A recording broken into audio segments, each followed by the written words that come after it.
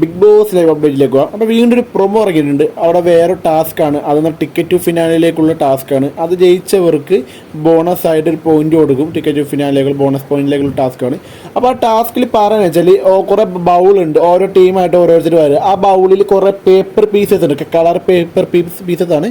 അത് ഊതി ഏറ്റവും കുറഞ്ഞ സമയത്ത് ഊതി പുറത്ത് കിടത്തുക. ഏറ്റവും കുറഞ്ഞ സമയത്ത് ആരാണ് ഏറ്റവും കൂടുതൽ ആ ടാസ്ക് ജയിക്കുക എന്ന് വെച്ചാൽ ആ പേപ്പർ ബൗളിലുള്ള പേപ്പറെല്ലാം കൂടി ഊതി പുറത്തേക്ക് കളയുക, ക്ലിയർ ചെയ്യുക, ആരാണ് അവരായി വിജയി. അപ്പോൾ ഇത് ചെടി ഇടങ്ങേറ് പിടിച്ച ടാസ്ക്, സാധാരണ ടാസ്കുകളല്ല. ഇത് ബ്രീത്തിങ് ഇഷ്യൂസ് നല്ലപോലെ ഉണ്ടാവും. വെച്ചാൽ നമ്മൾ ശ്വാസം നല്ലപോലെ വലിച്ചിട്ട് വേണം ഊതാണ്. അപ്പോൾ ഈ ബ്രീത്തിങ് ഇഷ്യൂസ് ഉള്ള ആൾക്കാർക്ക് ഭയങ്കര ബുദ്ധിമുട്ടായിരിക്കും.